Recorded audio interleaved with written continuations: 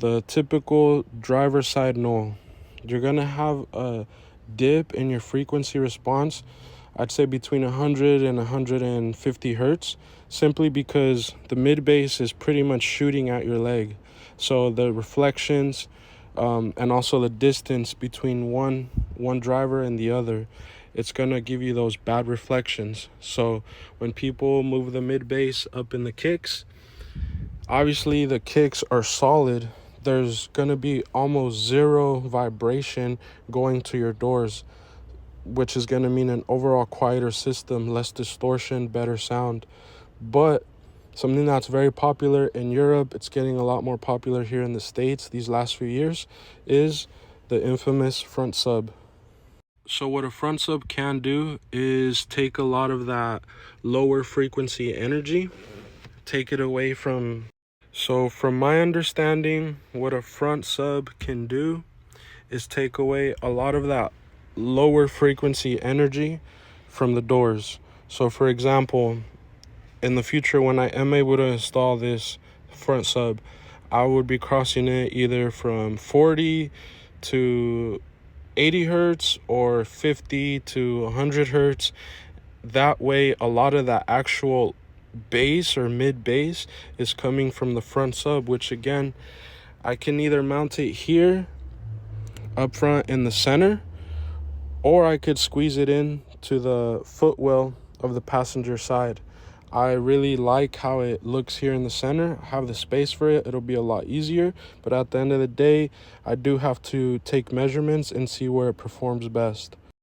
Another plus of having a front sub is that there's typically a frequency null between the subwoofers and the mid bass.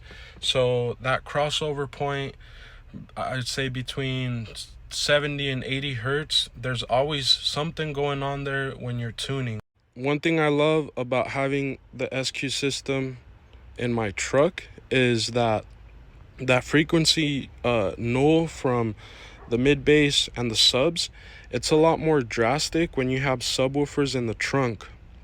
They're further away, there's more obstacles. Yes, bass is omnidirectional, it goes through objects, but I'm able to blend my subs a lot better having them pretty much in the cabin with me, 5 feet away, 4 feet away from the mid bass, than having the subs in the trunk. So that's a plus of of having this system in this truck, that everything's in the cabin.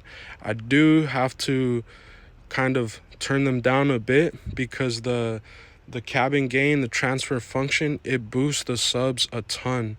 So it's a plus, but for sound quality SQ purposes, I do have to tune them down. So again, in the future, I am going to be installing the front sub. This is the JL TW5 File M11 Pro.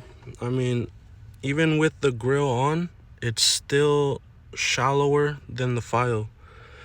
And I mean, it's a big ass sub, 13.5 inches, 600 watts RMS. It doesn't have crazy X-Max, but because I'm not going to be playing low into those frequencies, I am going to make the box smaller than recommended, so it can play as best as it possibly can. I'd say between 40 and 100 hertz or so, 50 and 90. We'll see. So that's an easy way to upgrade the sound quality in my system, is mitigating those resonant frequencies that cause a lot of distortion in the doors by sending them to the front sub, having the front sub take over, and letting the mid-range blend with the mid bass and those higher frequencies.